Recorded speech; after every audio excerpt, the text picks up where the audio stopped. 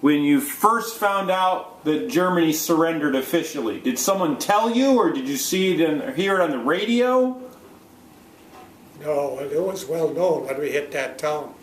When we hit this company in that town, that's when it, right from our headquarters, it's over with, they said.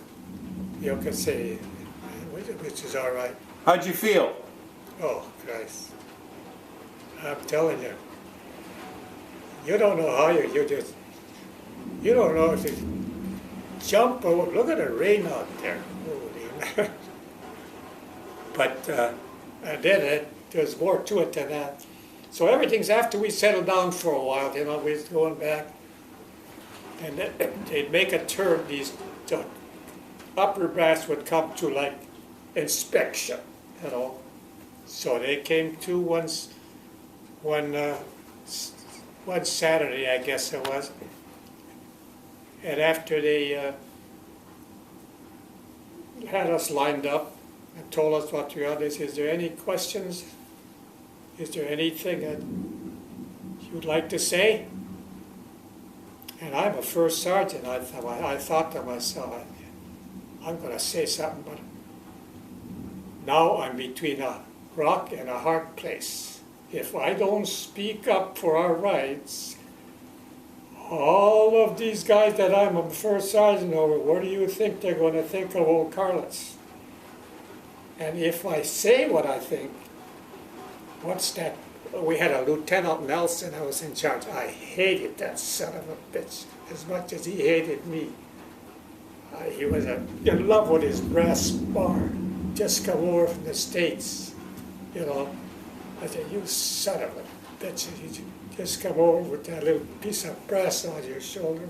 I was thinking like this. That's how mean, that's how, I told you how it develops your, who the hell are you, So, and that captain says, if there's anything that you'd like to say, take 2 steps forward.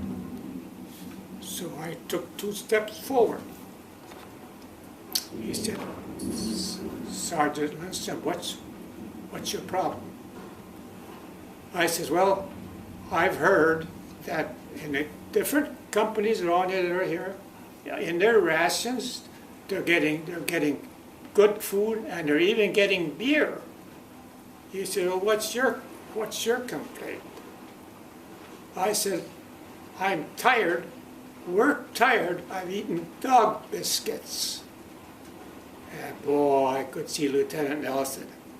I'm going over, he said, what do you mean? And that's when I told him that I heard. He said, well, we'll look into that. And just after that, Lieutenant Nelson says, I can court-martial you for being insubordination. I said, sir, what was subordinate about that? I said, he asked me a question, and I answered it. Is that subordination? I'll talk to you later. But guess who heard that and was in this inspection? Lieutenant Weaver. See what I told you, he's going to save my ass? So when we're walking away, we broke up, we're walking away, he walked up to me, he said, didn't I see you somewhere before? I said, yes, sir. He said, where did I see you? I said, in Medford, Oregon. He said, did you coach that hockey team, didn't you? I said, yeah. He said, don't worry about that court-martial.